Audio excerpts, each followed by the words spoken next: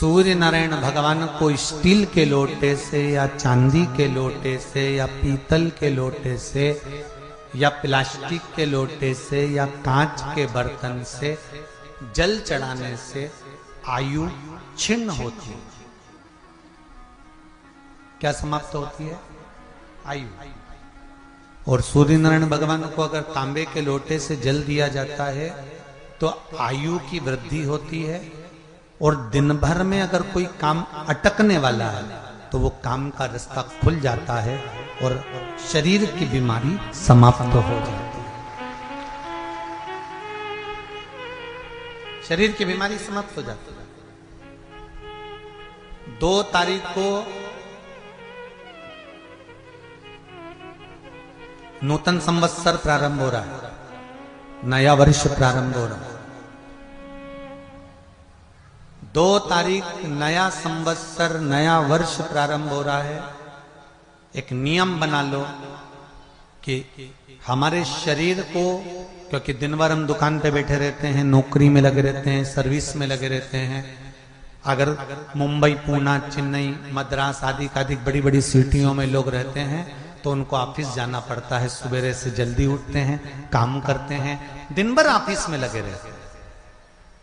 व्यापार करने वाला व्यक्ति व्यापार करता रहता है, नौकरी करने वाला व्यक्ति नौकरी करता रहता है, धंधा करने वाला व्यक्ति धंधा करता रहता है, ठेला चलाने वाला, गाड़ी चलाने वाला गाड़ी चलाता रहता है।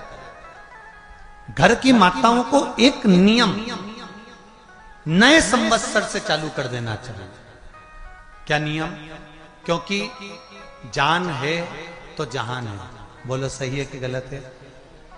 शरीर में रोग आ गया, बीमारी आ गई, और तुमने 5 लाख रुपए महीना भी कमाया, मान लो, एक सरल भाषा में समझ लो, 5 लाख रुपए महीना तुम कमा रहे हो, 4 लाख रुपए महीना तुम कमा रहे हो, और शरीर में बीमारी आ गई। अब वो 5 लाख रुपए तुम्हारे कमाए हुए किसी काम के हैं क्या? हॉस्पिटल में जाओगे, दवाई में, गोली में, जांचों में वो समाप्त होते चले जाएगा। तुमने कमाया किसके लिए था? अपने बच्चों के लिए। मेहनत किसके लिए करी? अपने बच्चों के लिए। परिश्रम किसके लिए करा? आगे बढ़ने के लिए। और मालूम पड़ा कि तुम बीमार पड़ गए, जितना तुमने कमा कर जोड़ा था वो सब तुम्हारी बीमारी में लग गया। तो ऐसा कमाना कोई फायदे का है क्या? कमाओ, दिल से कमाओ, जितनी तुम्हारी कैपेसिटी है उससे दुगना कमाओ, पर उसके साथ एक काम चालू करो कि तुम अंतिम क्षण तक, जब मौत तुम्हारे दरवाजे पर आए, तुम्हारी उम्र जब पूरी हो, तब तक भी तुम बीमार नहीं पड़ो। उसके लिए एक काम चालू कर दो कि नए साल से हमें तांबे के लोटे में पानी भरना है, सिर से 8 इंच ऊपर रखना है, सूर्य को अर्घ देना है, और जो पानी नीचे गिरेगा उस पानी में से सूर्य का दर्शन करना है। वो पानी जब हमारे शरीर के इस हृदय रेखा के सम्मुख से, इस कपाल रेखा के बीच में से, मध्य से उस पानी की धार जब सूर्य की किरण देगा तो हमारे शरीर में कोई बड़ी बीमारी, ना कैंसर, ना लीवर, ना किडनी, कोई अटैक पटैक आ ही नहीं सकती। मेरा बच्चों से भी निवेदन है कि आप अपने पापा से कहो, आप अपनी मम्मी से कहो, और बड़ों से निवेदन है वो अपने बच्चों से कहो। बुजुर्ग माताओं से निवेदन है, अगर आप अपने बच्चों को सुखी देखना चाहती हो, बीमारी में पैसा नहीं लगाना चाहती, आप अपने बच्चों को अंत समय अपनी आंखों से उसको तड़पता हुआ नहीं मरना देखना चाहती, तो सूर्य को अर्घ देना चालू कर दो। क्योंकि सूर्य की किरण जल के साथ जब इस शरीर पर पड़ती है तो शरीर में कोई बीमारी टिक ही नहीं सकती। ये श्रीमद् शिव महापुराण की कथा कह रही है। ये ज्योतिष शास्त्र कहता है, रंग शास्त्र कहता है। हमारे जितने ज्योतिष शास्त्र हैं, रंग शास्त्र हैं, नग बताते हैं, मोती बताते हैं, नीलम बताते हैं, पन्ना बताते हैं, ये सब क्या पहनाते हैं? रंग का क्यों पहनाते हैं? क्योंकि रंग का इफेक्ट इस शरीर पर पड़ता है। कपड़े कौन से कलर के पहन रहा है उसका इफेक्ट इस शरीर पर पड़ता है। उसी तरह 8 इंच ऊपर मस्तिष्क से तुम्हारा हाथ होना चाहिए, तांबे के कलश में जल होना चाहिए, और सूर्य को देखकर उस जल की धार में सूर्य को जल दीजिए। जिंदगी में बीमारी तुमको नहीं घेर सकती, और बीमार हो भी गए हो तो 15-20 दिन करके देखने में कुछ नहीं जाता। बाद में मत करना, श्योर वाला हमारा झूठ बोल रहा होगा, उसमें क्या दिक्कत? क्यों कह रहे हैं, क्यों बोल रहे हैं? उसका एक कारण है, आज के समय में लोग 80 साल और 90 साल के होकर नहीं जा रहे भाई। आज के समय में लोग अटैक आता है, बीमारी आती है, कैंसर हो गया, शुगर हो गई, बीपी हो गया, 60, 70, 75, 55, 40 में लोगों के प्राण छूट जा रहे हैं। अगर ये पूरी पृथ्वी युवानों से जवानों से अगर विहीन हो जाएगी तो किस काम की? तुम्हारा कमाया गया धन किस काम का हो? कौन कौन ले रहा है नियम? आज से 2 तारीख से नियम बना लो कि नूतन वर्ष से 1 तांबे का लोटा जल सूर्य नारायण को अर्घ देना है हमको प्रतिदिन। घर का चाहे छोटा हो चाहे बड़ा हो, जिस बच्चे को रोज बुखार आता हो, निमोनिया हो रहा हो, जिसका लीवर किडनी डैमेज हो गया हो, वो नियम बना लो 15 दिन के अंदर 20 दिन के अंदर डायलिसिस में अंतर आ जाएगा तुम्हारे। तुम कर तो देखो, इस प्रभाव करे। बनाओ नियम।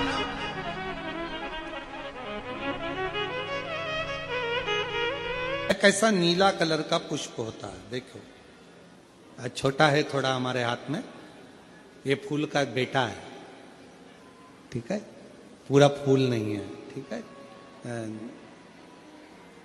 फूल का बेटा है ये छोटा सा। अच्छा दिख रहा है? काय आस्था वालों दिखाओ तो सही, दिखाओ जरा बाजू में, और थोड़ा सा पास कर दो तो सबको नजर आ जाएगा। ठीक गया?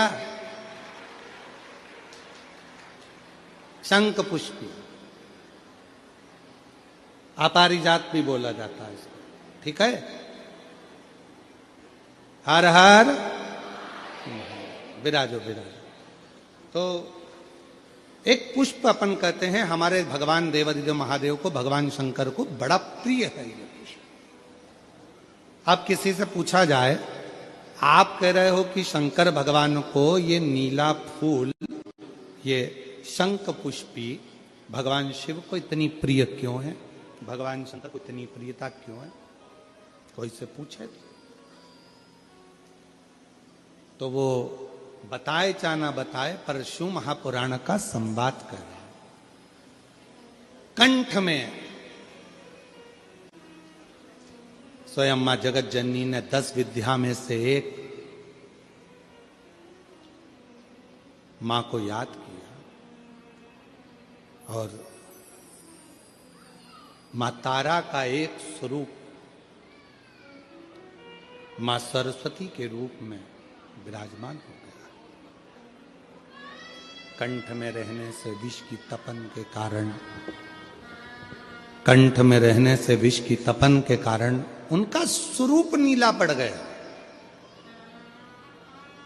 और जब उनका स्वरूप नीला पड़ गया तो भगवान देवादिदेव महादेव ने कहा, सुनो पार्वती, संसार के लोग, भूमंडल में रहने वाला यदि कोई भी मानव जिसकी विवेकता, बुद्धि, विचार, सोच, ज्ञान थोड़ा सा भी अगर उसमें कम है, तो वो नील सरस्वती का यदि आवाहन करे, मां नील सरस्वती स्तोत्र का पाठ करे, मां नील सरस्वती की स्मरण करे, तो उसकी विवेक, उसकी बुद्धि तीव्र होती है, श्रेष्ठ होती है। और सुनो पार्वती, यदि मान लो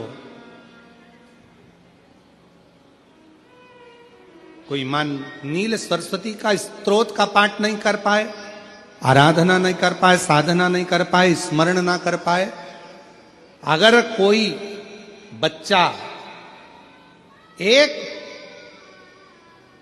शंख पुष्पी पुष्प को समर्पित कर कर जलाधारी पर, और 1 लोटा जल यदि वो समर्पित करता है, और उस जल का आचमन कोई बच्चा नित्य प्रति करता है, तो वो बच्चा धीरे धीरे विद्वत्ता धारण करता ही जाता है। जो याद करता है वो भूलता नहीं।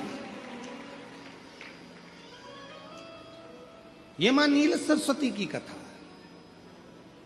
2 सरस्वती का दर्शन आपको और हमको होता है, 2 सरस्वती का स्मरण आप और हम करते हैं। एक सरस्वती जो स्वयं श्वेत वस्त्र धारण करी है, हंस पर बैठी हैं और बड़े आनंद के साथ में माँ सरस्वती का सुंदर स्वरूप है।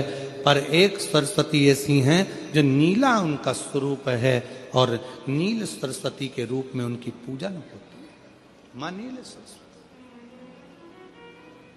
महाराज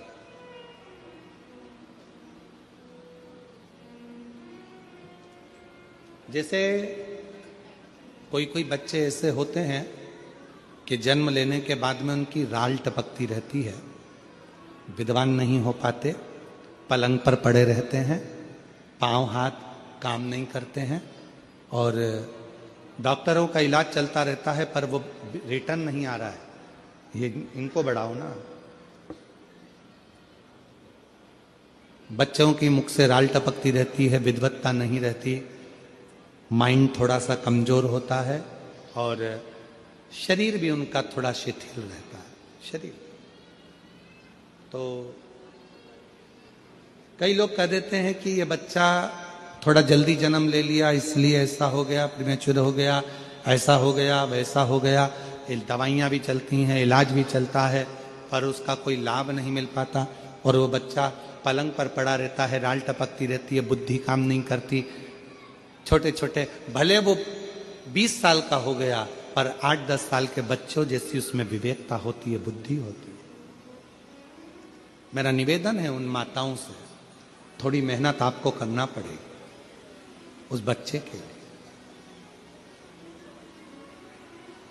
अष्टमी, नवमी और चतुर्दशी 3 तिथियां पकड़ कर रखना। कौन कौन सी? जम के बोलो। अष्टमी, नवमी, चतुर्दशी। ये 3 तिथियां ऐसी हैं, चतुर्दशी अमावस्या की भी और चतुर्दशी पूर्णिमा की।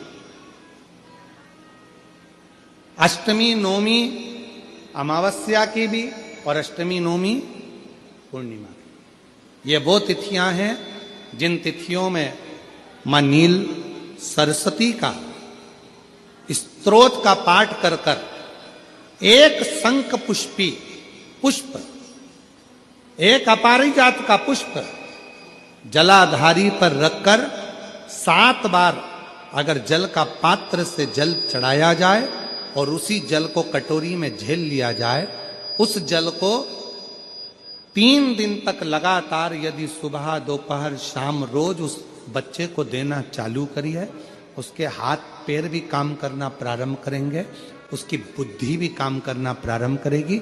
जो वो पलंग पर पड़े पड़े राल टपकाता रहता है, उसको लोग कहते हैं कि 18 साल का हो गया और दिमाग केवल 10 साल का है, 5 साल का है, उसमें धीरे धीरे बुद्धि प्रबल होना प्रारंभ हो जाएगी और वो भी एक दिन कार्य करना प्रारंभ कर,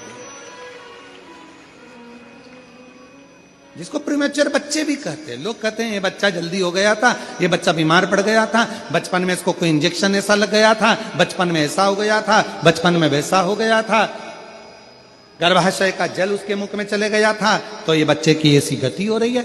उस बच्चे के लिए अगर आपके आसपास के क्षेत्र में भी कोई बच्चा ऐसा है तो उसको मां नील सरस्वती का स्मरण जरूर कराएं। और अगर आप लोगों के पास में मां नील सरस्वती का स्तोत्र का पाठ ना मिले तो प्रयास करिएगा, मोबाइल पर सर्च कर कर मां नील सरस्वती का स्तोत्र भी निकाल सकते हो। बाजार में से गीता प्रेस गोरखपुर की किताब में भी ला सकते हो, पढ़ भी सकते हो, घर में उसका स्तोत्र का पाठ भी कर सकते हो। मां नील सरस्वती स्तोत्र का स्मरण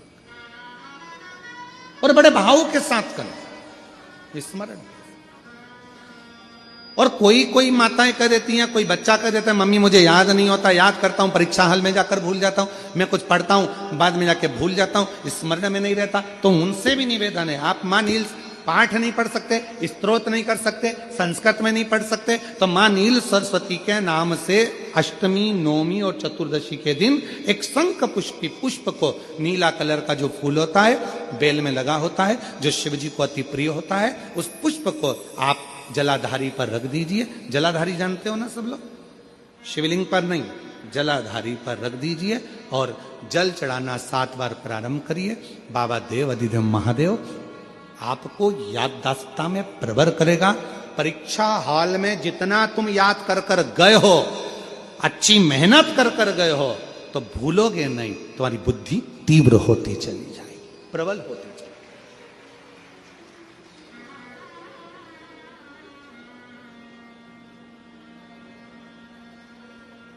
आजकल आयुर्वेद में आप लोग अगर आयुर्वेदिक दवाइयाँ लेते होंगे, आयुर्वेद वालों के पास यदि जाते होंगे, तो वो भी अगर बच्चा पढ़ने में कमजोर है, बुद्धि से कमजोर है, तो उसको शंख पुष्पी की चाय पीने का भी कहते हैं।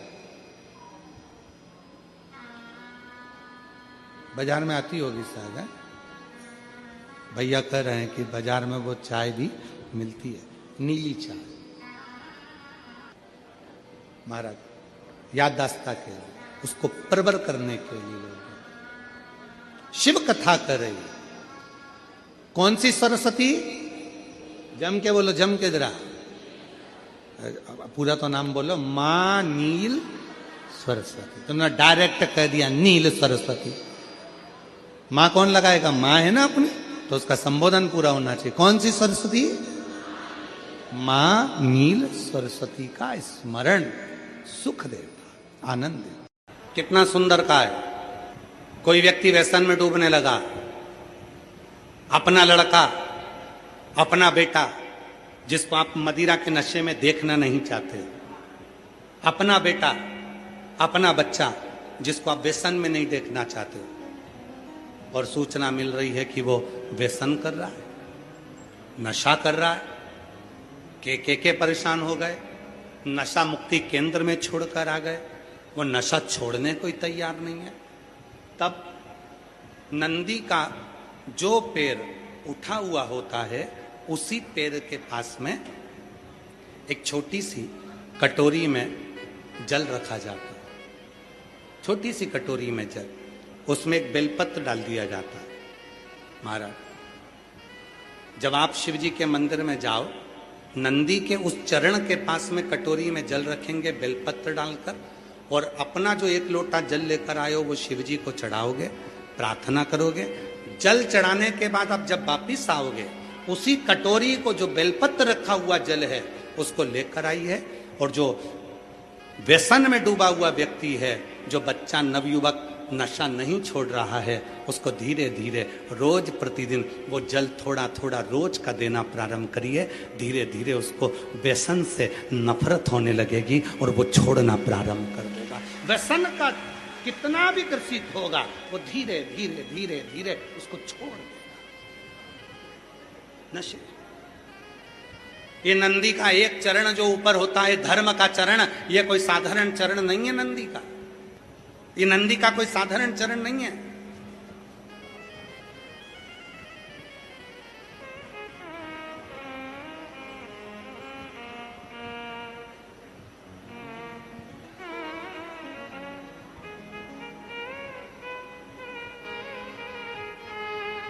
ये नंदी का जो चरण है, जिसका चरण ऊपर की हो रही है, साधारण चरण नहीं है। कहते हैं बहुत तकलीफ है, बहुत कष्ट है, इतना टेंशन है, इतना टेंशन है कि पूरा डिप्रेशन में जीव जा रहा है। पहुंच जाओ नंदी के पास, बैठ जाओ नंदी के पास में, जो चरण उठा हुआ है उसी के पास में बैठ जाओ, नंदी के बिल्कुल बाजू पास। कुछ देर ओम का नाद करना प्रारंभ करिए।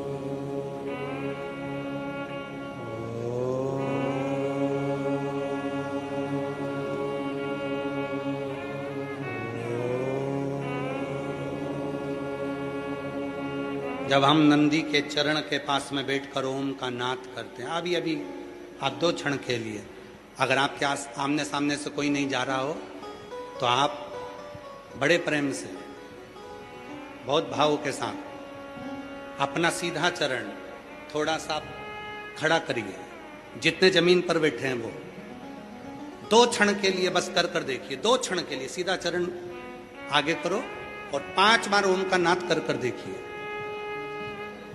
कमर दुख रही है, पीठ दुख रही है, सिर दुख रहा है, डिप्रेशन हो रहा है, टेंशन है, 5 बार ओम का उच्चारण करना है आपको। केवल चरण आप इस तरह से इसको चरण को रख लो, बस केवल इस चरण को खड़ा करो और साथ में ओम का लंबा नाद करेंगे।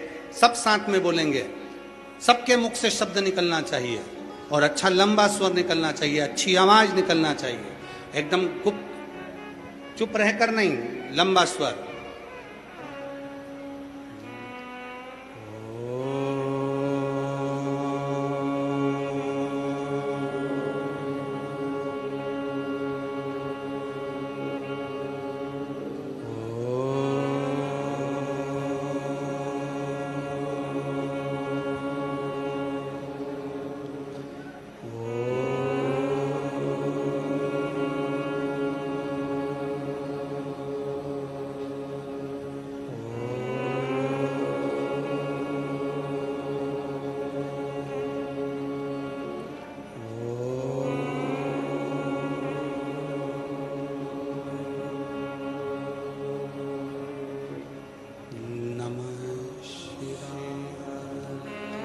आराम से बैठिए, नेत्र खोलकर स्मरण करिए। आपके जीवन का जो सुख होगा, आपको ऐसा महसूस होगा कि मैं एकदम हल्की हो गई, मेरे भीतर से कुछ निकल गया, जो मेरे भीतर का कुछ दर्द था, तकलीफ थी, वो समाप्त हो गई। नंदी का चरण, नंदी का चरण, सीधा चरण। कितनी भी टेंशन है, आप जाओ बैठो, कुछ क्षण उस नंदी के पास। और अगर तुमको लगे कि मेरे घर में अशांति फैलती जा रही है, टेंशन ही टेंशन हो रहा है, जहां नंदी का सीधा चरण, जो ऊपर है नंदी का चरण, उसके चरण की रज थोड़ी सी लेकर आइए, अपने घर के दरवाजे पर उसका हाथ फेरना प्रारंभ करो।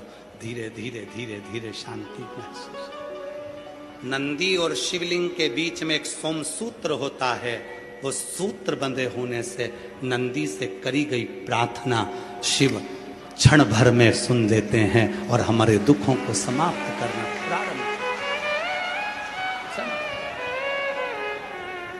शिव महापुराण की कथा में वर्णन आता है, उमा संहिता में, जब कोई स्त्री, कोई पुरुष, कोई बेटा, कोई बेटी, कोई नारी, कोई बच्चा, कोई संत, कोई साधु, कोई सन्यासी, कोई तपस्वी, कोई साधक, कोई उपासक जब भगवान शंकर को जल समर्पित करता है या एक चावल का दाना शंकर जी के ऊपर समर्पित करता है, चावल का दाना जब शिव जी पर चढ़ता है, उस समय पर संकल्प हो जाता है कि शंकर भगवान को जब चावल का दाना दिया जाता है, उस समय पर शिव उसको वचन दे देते हैं कि तेरे दुख के समय पर इस चावल के दाने के वचन को निभाने के लिए मैं खुद आऊंगा। अब इसका प्रमाण कहां मिलेगा कि चावल के दाने में ऐसा क्या होता है कि भगवान को वचन देने के निभाने के लिए आना पड़ता है? तो श्रीमद् भागवत कथा, श्रीमद् भागवत किस किसने सुनी? हाथ उठाओ जरा, भागवत जी किस किसने सुनी? सबने सुनी है। श्रीमद् भागवत कथा में सुदामा जी के चरित्र का स्मरण करिए। क्या ले गए थे सुदामा जी भगवान कृष्ण के पास में?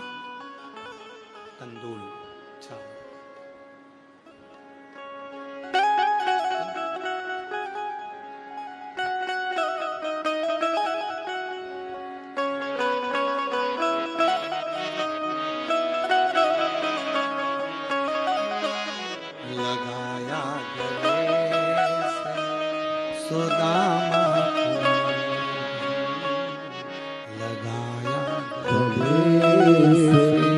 सुदामा को मोहन हुआ रुक्मणी को बड़ा ही अचंबा हुआ, रुक्मणी को बड़ा ही अचंबा।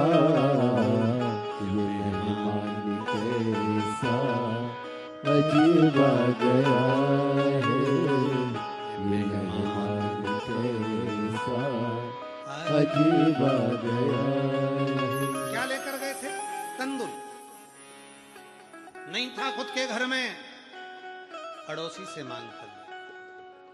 सुशीला ने अपने साड़ी के पल्लू में तंदुल को रखा।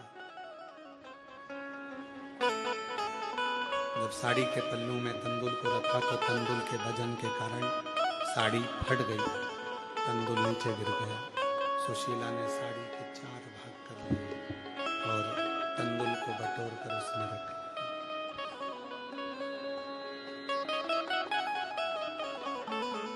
बटोर कर उसमें रखा, लेकर सुदामा जी को दिया।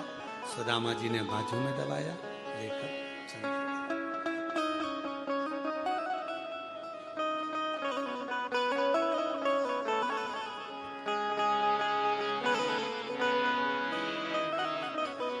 चरण पखारे भगवान कृष्ण। मेरी भाभी ने कुछ भेजा, सुदामा जी ने छुपाया, कृष्ण ने निकाल लिया, तंदूल लेकर हाथ में।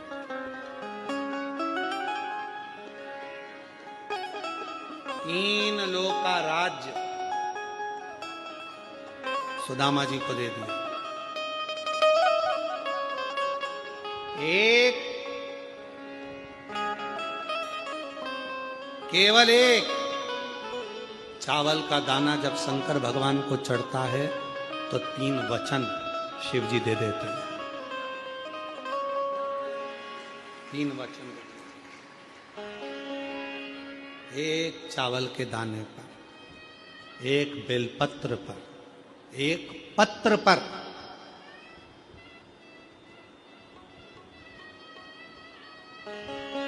एक चावल के दाने पर 3 वचन मिल जाते हैं।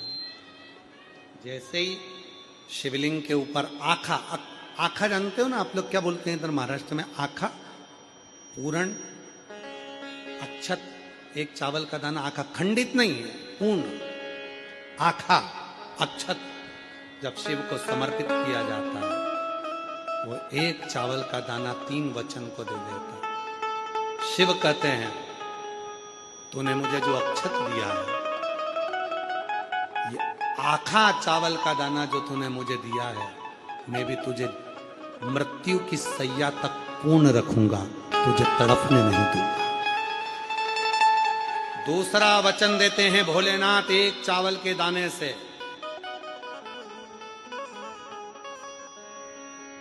दुनिया में केवल एक अन्न है, चावल, जो कभी वापिस चावल से पैदा नहीं होता। गेहूं गेहूं से पैदा होगा, चना चने से पैदा होगा, सोयाबीन सोयाबीन से पैदा होगा, पर केवल एक चावल ऐसा होता है जो चावल से चावल पैदा नहीं होता, उसका रोप लगाना पड़ता है और रोप से वो धान पैदा होती है। तो ये वापिस जन्म नहीं ले सकता, ये पूर्ण हो गया। तो शिव जी दूसरा वचन देते हैं, जिसने मेरे शिवलिंग पर अक्षत चढ़ाया है उसका दूसरा जन्म नहीं होता, वो पूर्ण हो जाता है। तो मेरा तीसरा वचन एक चावल के दाने से शिव देते हैं, एक चावल। तूने मुझे अक्षत दिया, तूने मुझे अक्षत दिया, शंभु शंभु शंभु, तूने मुझे अक्षत दिया। और ये अक्षत जो तूने मुझको दिया है, अक्षत का मतलब होता है कभी क्षय ना हो, समाप्त ना हो। तूने मुझे अक्षत दिया है, तेरे घर का वैभव और तेरे घर का धन कभी समाप्त नहीं होगा, वो पूर्ण ही बना रहेगा। एक चावल का दाना 3 वचन शिव से ले लेता है, 3 वचन।